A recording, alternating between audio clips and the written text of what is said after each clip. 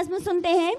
शेख शीज़ा नियाज हसन जो अभी स्टेज की ज़ीनत बनी हुई थी, दोबारा आपके सामने आ रही हैं अपनी साथी तालिबात के साथ एक नज़्म पेश करने के लिए। अस्सलामु अलैकुम व रहमतुल्लाहि व बरकातुहू। हम रोशन रोशन सूरज, हम झिलमिल चांद सितारे, इकबाल के हैं हम शाही, हम इल्म के बहते धारे। हम रोशन रोशन सूरज, हम झिलमिल चांद सितारे, इकबाल के हैं हम शाही, हम इल्म के बहते धारे। हम हिंद वतन का दिल है, इस देश का मुस्तकबिल है, हम सोचों की मंजिल है, हम ख्वाबों का हासिल है। हम हिंद वतन का दिल है, इस देश का मुस्तकबिल है, हम सोचों की मंजिल है, हम ख्वाबों का हासिल है। हम सोचों की मंजिल है, हम ख्वाबों का हासिल है। हम रोशन रोशन सूरज, हम झिलमिल चांद सितारे, इकबाल के हैं हम शाही, हम इल्म के बहते धारे। रहना है अगर बन ठन कर, जीना है जहाँ में तन कर, चलना है राह अमल पर, मेहनत का पैकर बनकर। रहना है अगर बन ठन कर, जीना है जहाँ में तन कर, चलना है राह अमल पर, मेहनत का पैकर बनकर। चलना है राह अमल पर, मेहनत का पैकर बनकर। हम रोशन रोशन सूरज, हम झिलमिल चांद सितारे, इकबाल के हैं हम शाही, हम इल्म के बहते धारे। हम करें तरक्की पढ़कर, सब इल्म के सीने चढ़कर, देखेगी सारी दुनिया, दिखलाएंगे आगे बढ़कर। हम करें तरक्की पढ़कर, सब इल्म के सीने चढ़कर, देखेगी सारी दुनिया, दिखलाएंगे आगे बढ़कर। देखेगी सारी दुनिया, दिखलाएंगे आगे बढ़कर। हम रोशन रोशन सूरज, हम झिलमिल चांद सितारे, इकबाल के हैं हम शाही, हम इल्म के बहते धारे। जो नेहरू ने फरमाया वो है अपना सरमाया, अफजाल अगर अपनाया होगी खुशहाल रियाया। जो नेहरू ने फरमाया वो है अपना सरमाया, अफजाल अगर अपनाया होगी खुशहाल रियाया। अफजाल अगर अपनाया होगी खुशहाल रियाया। हम रोशन रोशन सूरज, हम झिलमिल चांद सितारे, इकबाल के हैं हम शाही, हम इल्म के बहते धारे। हम रोशन रोशन सूरज, हम झिलमिल चांद सितारे, इकबाल के हैं हम शाही, हम इल्म के बहते धारे। हम इल्म के बहते धारे, हम इल्म के बहते धारे। खुदा हाफिज। ये रोटी तुमने कब पकाई है? अभी थोड़ी देर पहले ही। क्यों? तुम्हें इतनी सी बात समझ में नहीं आती?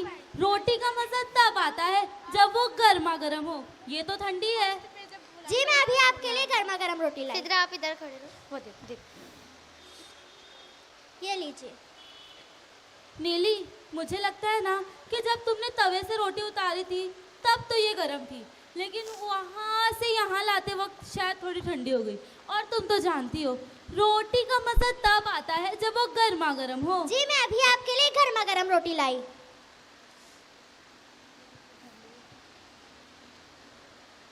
ये लीजिए। हाँ, ये रोटी तो गर्म है, लेकिन जितनी देर में मैं ये ऊपर वाली रोटी खाऊंगा उतनी देर में ये नीचे वाली रोटी तो ठंडी हो जाएगी। और तुम तो जानती हो कि रोटी का मजा तब आता है जब वो गर्मा गर्म हो। हाँ। अब आपको रोटी गर्मा गर्म ही मिलेगी।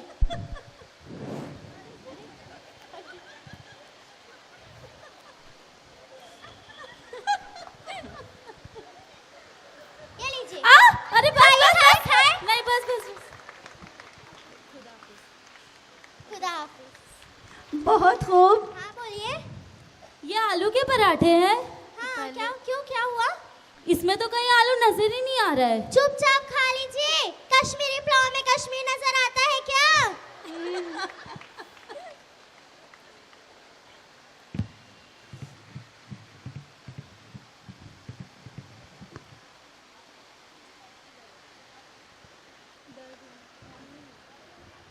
जी मैं भाई आजकल की लड़कियां कैसा रिश्ता चाहती है?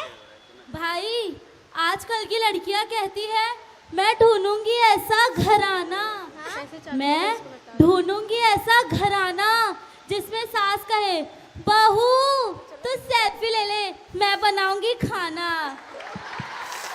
अल्लाह हाफिज। अल्लाह हाफिज। बहुत खूब, बहुत अच्छे। अस्सलामुअलैकुम वरहमतुल्लाहि वबरकातुहू।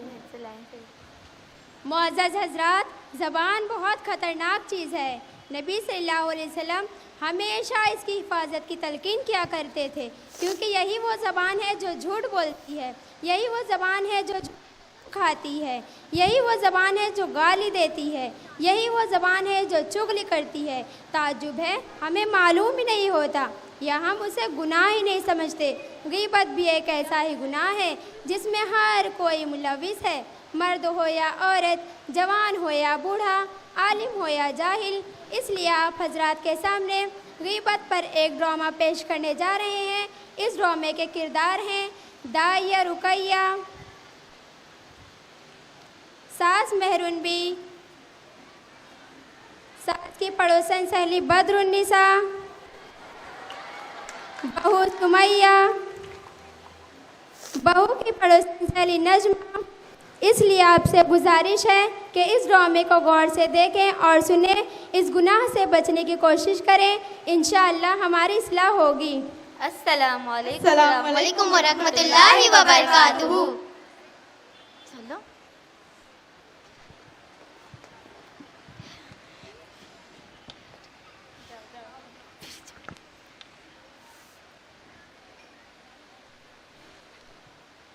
अस्सलामुअलैकुम। वालेकुम अस्सलाम। बैठिए बैठिए, बहुत दिन हो गए, मुलाकात नहीं हुई। ये बहन कौन है? ये मेरी मेहमान बहन है, मुंबई से आई है, दीन के बारे में अच्छी मालूमात रखती है। माशाल्लाह माशाल्लाह। मैंने बातों बातों में खैरियत पूछना भूल ही गई। और खैरियत से है?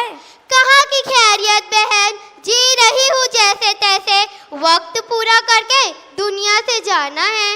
अरे आपा जान, आपको और क्या ही चाहिए? शाद आबाद घर, बेटे की अच्छी नौकरी और चांद जैसी खिदमत गुजार बहू, और क्या चाहिए? खामोश रहो, मेरा मुंह मत खुलवाओ। कैसा बेटा, कैसी बहू, इनको तो बूढ़े लोगन की जरूरत का एहसास ही नहीं कि किस हाल में है, तबीयत कैसी है, क्या खा रहे हैं, किसी को भी फिक्र नहीं। और आपा जान, हमारी बहू रानी का तो हाल पूछो ही मत।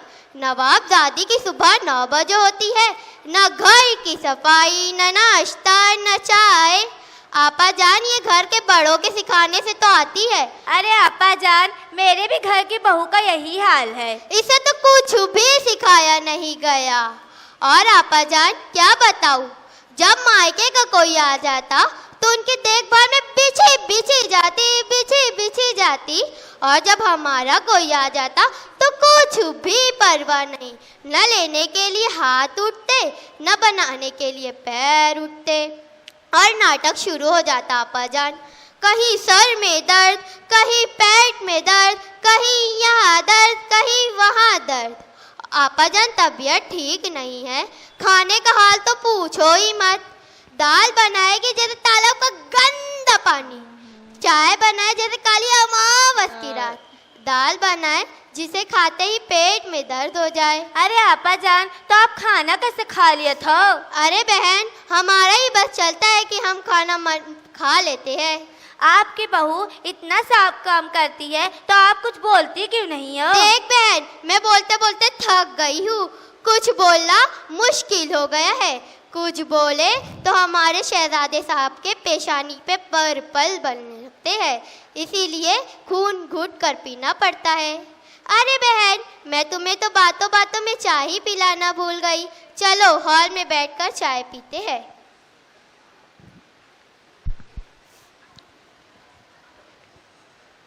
दूसरा सीन, ये थी सास की पड़ोसन दिल खोल कर गिबत कर रही थी। अल्लाह माफ़ फरमाए, इतनी बुरी हालत है। अब देखते हैं बहुओं की कि वो अपनी सास की कितनी तारीफ करते हैं।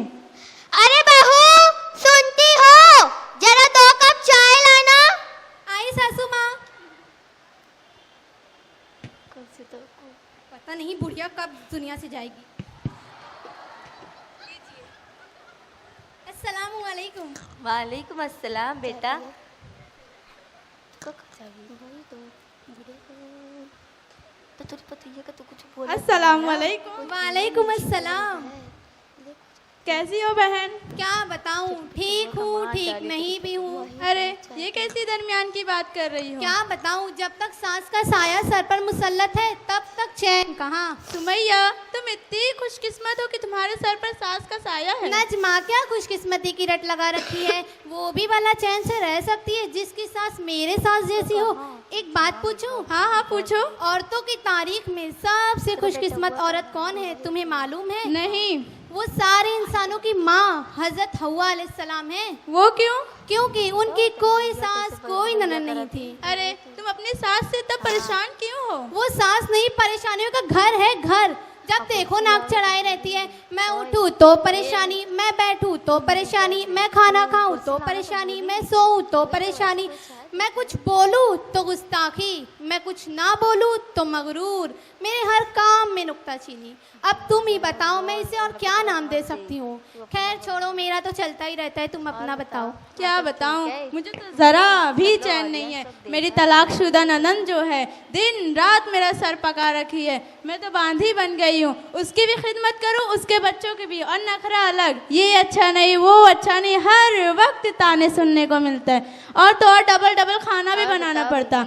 अभी मैं नाश्ता बनाने में लगी हूँ, अभी मेरा खत्म भी नहीं होता कि उसके बच्चे सारा बनाए हुआ साफ कर चुके होते, और मुझे खाना खाना हो तो खाना फिर से बनाना पड़ता, वरना बचा कुछ ही मेरे हिस्से में आता। मैं तो सोचती हूँ ये मुसीबत कब जाएगी। अरे सुमैया, ये कौन है? मैं तो पूछना ही भूल गई। ये रुकैया आंटी है, मुंबई से आई है, दीन के बारे में काफी मालूमात रखती हैं और काफी पढ़ी लिखी बहन है। माशाअल्लाह। अरे रुकैया, अभी तुम इन्हीं दोनों के साथ बैठी हो? हाँ, आइए सासू माँ बैठिए। चल।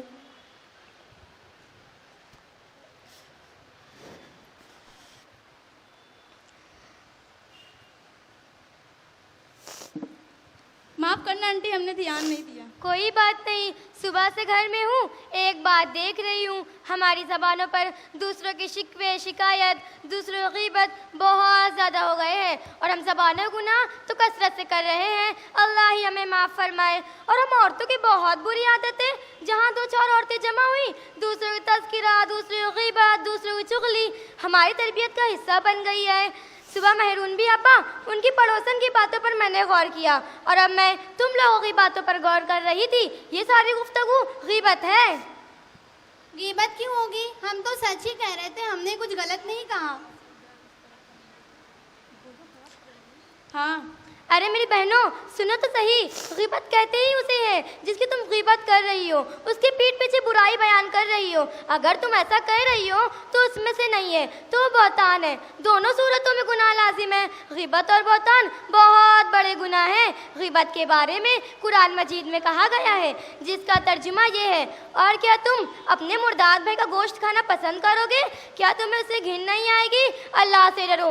रसूलुल्लाह सल्लल्लाहु अलैहि वसल्लम ने फरमाया, इंसान को नाक के बल, मुंह के बल उनकी बातें ही गिराएंगी। ये गुनाह देखने में मामूली नजर आता है, हाँ इसमें लज्जत बहुत है। खुदा न करे अगर किसी को इसकी लत लग गई तो उसकी आखिरत की बर्बादी में कोई शक नहीं। अरे हमारी आखिरत क्यों बर्बाद होगी? क्योंकि जब हम किसी की पीठ पीछे बुराई बयान करेंगे तो कयामत के दिन हमारी नेकियां उसको दे दी जाएंगी जिसकी हमने गीबत की थी, और हमारे नाम-ए-अमाल से नेकियां खाली हो जाएंगी। फिर भी अगर उसका हक बाकी रहा तो उसके गुनाह हम पर लाद दिए जाएंगे।